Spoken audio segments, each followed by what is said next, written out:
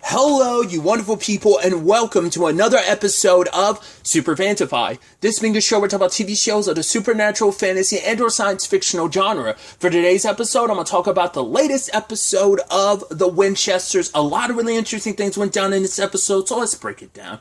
Well, first and foremost, while trying to go to the radio tower, they end up finding Sam's bag and it's covered in blood. I guess he kind of gave it as much as he kind of got it in that respective situation. But it turns out the Akrita has Sam. And what I thought was kind of interesting, and maybe this had come up beforehand, but the Akrita kind of burn out the bodies that they're in. It's like, right, I'm the only one in here. I'm the only thing keeping this husk moving. And I guess the Akrita can do what the demons do, where it's just like, yeah, we can kind of pop in and out of the bodies whenever we want to. We can leave by choice or be... Well, we haven't seen if the Akrita can actually be forced out or not. They can leave on their own, but I guess if you have to get to their victims soon enough to kind of put them in a position where they can be saved because they just naturally burn out. But humans, like obviously demons can stay inside of humans for a very, very long time. I mean, obviously the same thing's applicable in angel cases until like the bodies actually literally get blown apart in like Castiel's case. Then the humans straight up die, but they're alive to some extent. Because at least with demons, it's not till like the demon, like, well, the body gets killed or the body gets broken into pieces. Like the human will die the moment the demon leaves, because it's like, yeah, they're the only thing keeping that quote unquote meat sack going, you know. So, but I don't remember if that ever really came up about the Akrita being able to just be like, no, we just burn out the humans that we're in. I guess it's more of a taxing presence in the body. I mean, I guess it makes sense. The Akrita is like an infection, whereas the demon possession is more possession. I guess the Akrita is more like a full blown fever, and it's burning your body up until it leaves nothing of you left. I guess. Either way, they the only means of stopping all of this is to get the box working again, but they still don't know how to actually get it working again. They actually end up finding out some Men of Letters notes that Ada ended up finding. She ended up researching with Tony. They went to other like facilities that they could find, and it turns out they're all empty as well, which begs the question, is like, hey, where are the Men of Letters? Specifically the U.S. branch, because why would they know? But obviously the Men of Letters are a British thing too, so... But obviously they probably will have zero contact with the British Men of Letters. But because we also know, like, Mary never brought that up in Supernatural, so that's something they always have to be careful around, because I mean, maybe, I don't think she had any prior connection to them, like, British Men of Letters. I don't know. I'm curious, like, continuity-wise, like, did they leave themselves an opening enough to be like, yeah, Mary knew about the Men of Letters because she knew about John's lineage and stuff like that, but maybe maybe in all this time she never actually interacts with anyone directly Men of Letters related. I mean, technically speaking, she does in this episode, but we'll get to that soon enough. But I'm sure this is all about, once again, I always forget the character's name. I'm fairly certain I'm right, but it's the character's name, Abaddon. She's the one that was kind of like the Men of Letters' like greatest foe. And she was related to, like, she ended up killing a lot of them, didn't they? Or at least, I don't remember. God, once again, it's been so long, but like I said, if I remember correctly, she was like the season 9 villain. Once again, she's the one that Dean had to go get the Mark of Cain, and also ended up having to use his blade to kill, you know? Which I'm immediately making me think about, like, because the Akrita find, or at least the one in Roxy's like, well, not even the one in Roxy, the one inside of the guy they found was kind of like, yeah, that box isn't going to kill us, which he was right. It doesn't kill them. We find out that the box actually just teleports you, which I thought was kind of interesting. But then I was like, then why the hell does Roxy want it? But then I was like, well, it could just be, yes, this thing can teleport the Akrita back to their world, or dimension, which we'll get to that in a second. But maybe they're planning on having the queen, once she's powered up, she can inverse that and make it so that the bots can bring the Akrita to this world rather than just like send them back to their world. But what I was saying, what I meant by like, oh, I thought that was interesting, was about the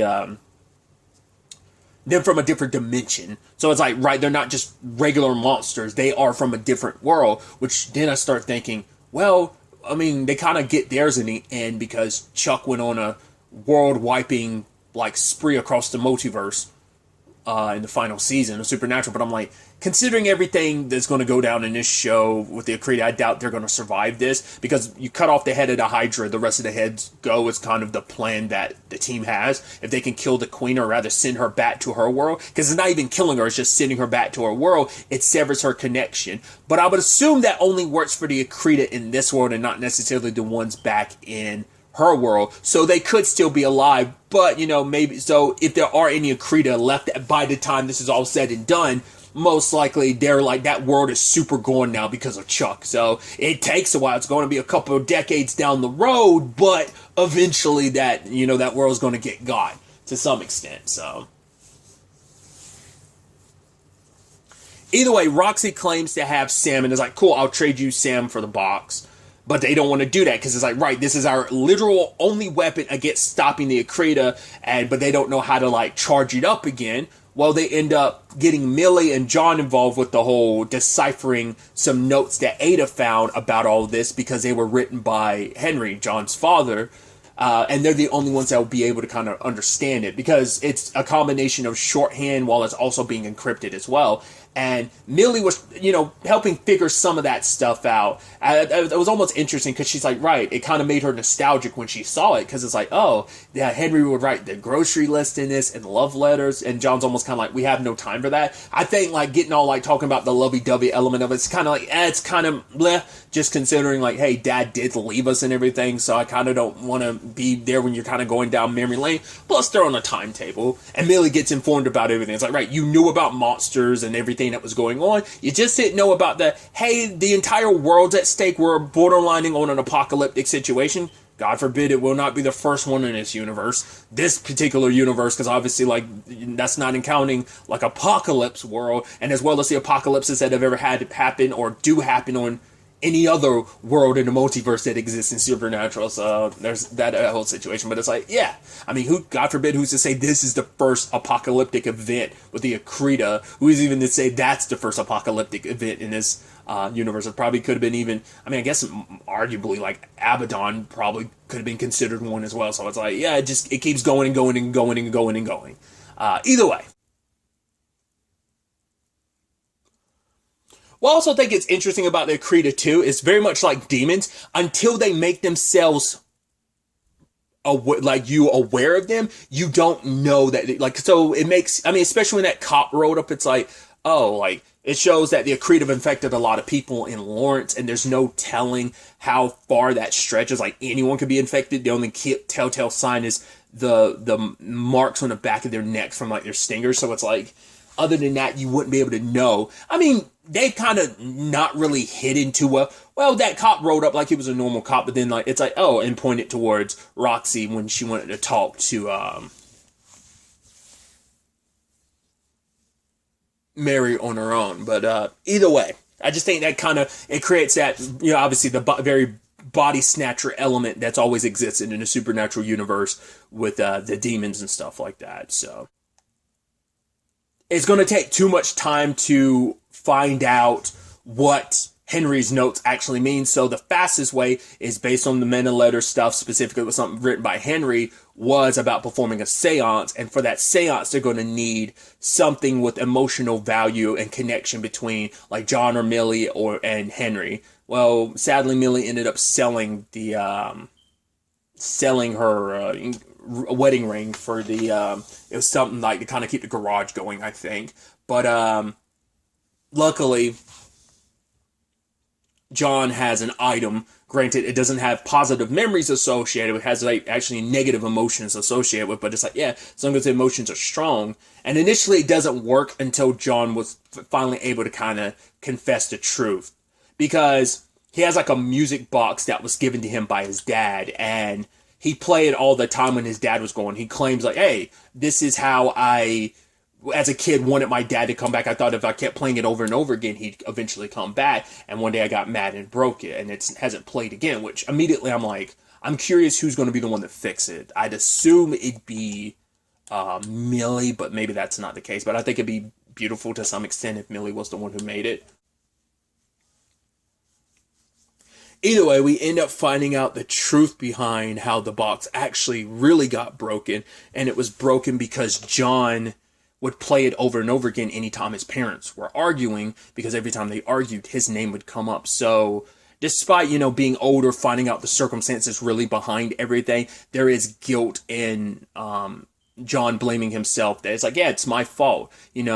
Why can't I get rid of this guilt if it wasn't my fault? Like, there were extenuating circumstances, because at the end of the day, everything Henry did, he did for his family's sake. Millie and Ada had a whole conversation about him pushing his family away, because it's like your typical hero thing of, I gotta keep my family safe, so I can't draw them into this. The sad thing is, despite all his attempts, that supernatural world found its way to John. It's like destiny, and obviously we know there are greater plans involved with John and his future, John and him and Mary's kids, Dean and Sam, and the grand cosmic thing that is heaven, hell, Lucifer, Michael, that whole shebang. So that's a sad notion of, there was never any escaping for them. Like, it's been set in motion for so long, and it's just like, this was always meant to be. It was kind of outside of your hands. Like, sadly, you were never going. I mean, plus it's like, once you're in that supernatural world, I don't think anyone close to you could ever escape it. You will never be outside of its purview to some extent. So I think that is kind of a whole situation in itself. So, but and I think that's kind of an interesting theme of this episode, is kind of like this self-blame that everyone has. Mary blames herself for her dad's current circumstances. Like, if I hadn't told him that I was going to stop hunting, he wouldn't have gone out on his own, and I could have been there with him, which, who's to say that would have been able to stop anything that's coming. Once again, there's still also the element of Mary's mom. She still hadn't talked to her mom, because she's kind of focused on her dad right now.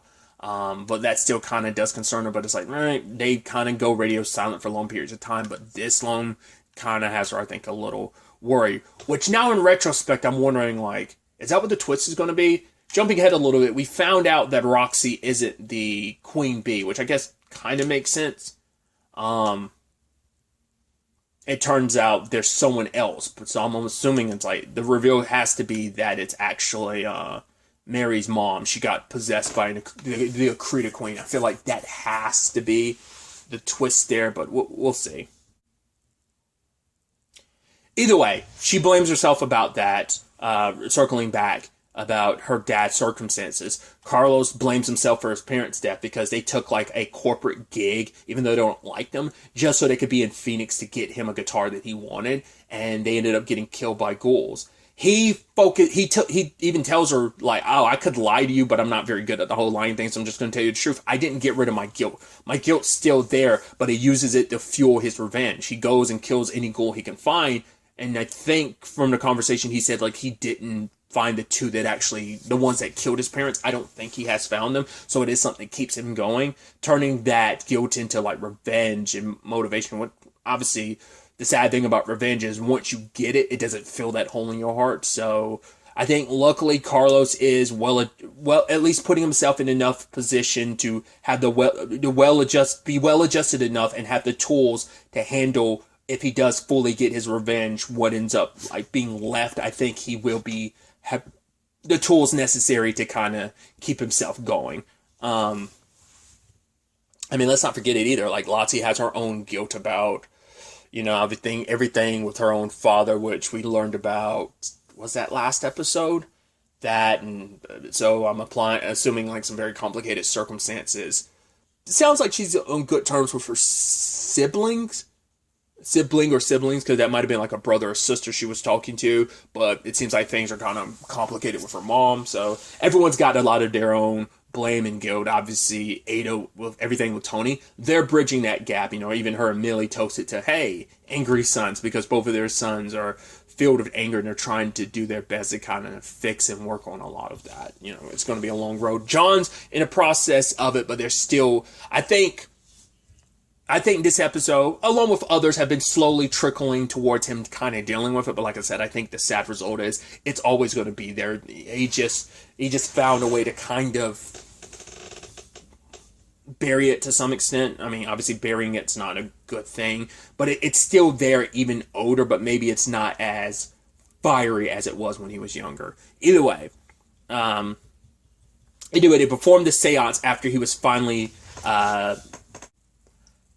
finally able to be honest about his feelings. And they did get, at least from my memory, I believe that is the same actor that played John's dad when Sam and Dean met him in Supernatural. I think it's the same actor. I could be mistaken.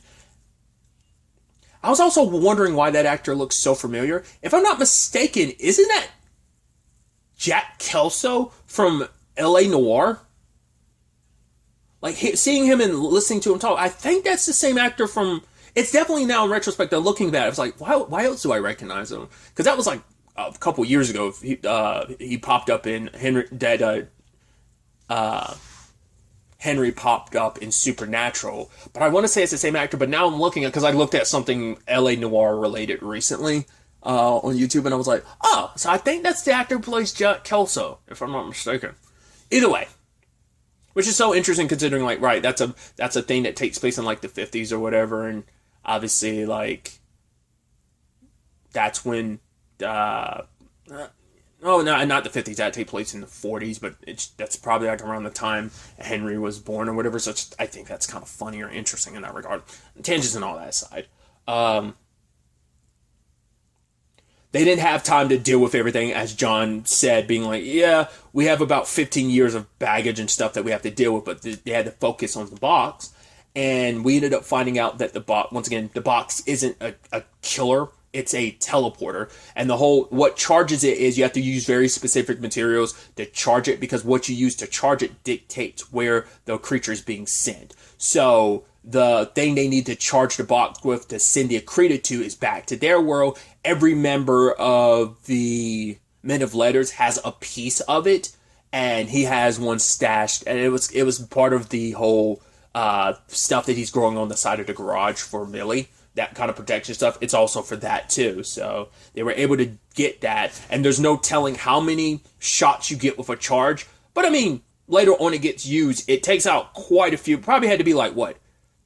I don't know, like maybe 8 to 12, like Akrita. So it can do a few shots, but because I'm guessing the last time because it also opens up a whole bunch of questions. It's like, well, does the size of the material determine the nature of how many shots it gets? Also, if you use, say, like you use something to send one monster somewhere else and you only use one shot, and then you use the Akrita thing, would you still have the same amount of shots, or does it kind of reset its counter the moment you pick a new location with the thing that you use to charge it? I'm assuming so. Do different items in different locations take up more energy than others? So, like, depending on how far you're sending them might dictate how much of the charge it takes up. I'm overthinking it. Like, does that matter? No. But then I also start thinking, well, where the hell did that first demon that they trapped, they used the box on, like, where did it go? Because it also, I don't think it ever came up what was the last thing they used that box against. I don't know if it was the Akrita, but could it be that demon got sent to the Akrita's world and maybe it got ripped to pieces? Who knows? Or maybe it got sent somewhere else, because, like I said, we don't know when the last time that box was used. I can only assume the main reason for using it is against the Akrita, but maybe it's in the Akrita's world. Will we get an answer to that? Probably not. Is it that important? Not really, but it's just knowing, like, right, so where did that demon get sent? What was the last thing used to charge that box? So, obviously, John nor Millie got to say all they needed to say, but Henry said what he needed to say, and it kind of gave them an opportunity to kind of have a proper goodbye to some extent. Henry telling John and Mary that he loved them, and even telling John how proud of him he is. So, once again, didn't want him to find this world, but this world found its way to him, so. Charge up the box, go after Roxy, thinking she's the queen bee. Turns out she's not. That's why I'm still leaning into it has to be Mary's mom. Sadly, Mary and John got trapped by a whole bunch of Akrita. Luckily, they had their moment, because it's like, right, this might be it. So, and end up kissing. You're like, finally, but it's going to make well, it's like, cool, we also kind of thought we were dead. It's like, yeah, sadly in that moment was like, when we thought we were going to die was the moment we had to be honest with our feelings. Because the last situation, John ended up pushing Mary away again, didn't he, if I remember correctly? So that's going to be a complicated thing. Plus, they found her dad, who is played by Tom Welling, so that's pretty dope. I actually went into this already knowing he was playing Sam, because I think I've read something somewhere saying that I stumbled across Tom Welling is cast as Sam Cameron. I was like, oh, interesting. I think I talked about it, or talked around it one time. I was like, oh yeah, I know who's playing her dad, and just because if anyone wanted to, I didn't want to say who. I already knew who it was, so that's just in case no one wanted to get spoiled by it. So it was kind of a nice surprise. I mean, obviously his name's there, but you don't know. You're like, oh, Tom Welling's in the opening. He's in the casting credits. So I'm like, okay, who is he playing? When you see his name at the beginning. So.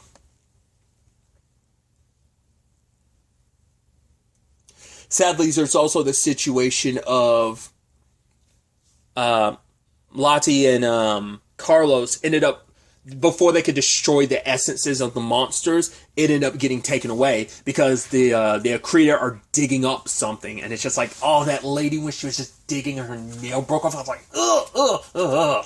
That type of stuff is like, it's like that nail torture thing of like, oh, let me get underneath your skin and let me just get underneath your nail and yank it out. It's like, oh, that makes my skin crawl. It's like, ugh. It's just one of those things I can't stand.